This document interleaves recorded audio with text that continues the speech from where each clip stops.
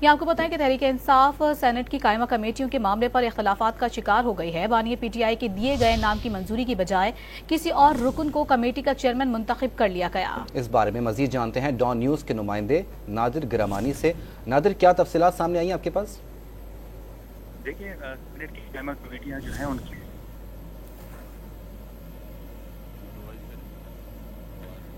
ناظر گرانی سے رابطہ بحال کرنے کی کوشش کریں گے اور آپ کو اپڈیٹ کریں گے اس متعلق کہ سینٹ کی داخلہ کمیٹی کے لیے میرے نام کی منظوری نہیں دی گئی ہے۔ محسن عزیز کی جانب سے یہ بیان سامنے آیا، میرے بجائے سینیٹر فیصل سلیم کو نامزد کر دیا گیا ہے۔ پی ٹی آئی سینٹ کی قائمہ کمیٹیوں کے معاملے پر اختلافات کا شکار ہو چکی ہے اور پی ٹی آئی کی جانب سے یہ اختلافات سامنے آئے ہیں۔ بانی پی ٹی آئی کے دیے گئے نام کی منظوری کے بجائے دوسرے رکن کو چیئرمین منتخب کرایا گیا۔ اپوزیشن لیڈر کو اعتماد میں لیے بغیر داخلہ کمیٹی کا چیئرمین منتخب کیا گیا۔ بالکل، یہ اہم خبر ہے جس سے اپنے ناظرین کو آگاہ کریں۔ تحریک انصاف سینٹ کی قائمہ کمیٹی کے معاملے پر اب اختلافات کا شکار ہو رہی ہے اور بانی پی ٹی آئی کے دیے گئے نام کی منظوری کی بجائے کسی اور رکن کو کمیٹی کا چیئرمین منتخب کر لیا گیا ہے، جس کے بعد یہ اختلافات سامنے آ رہے ہیں۔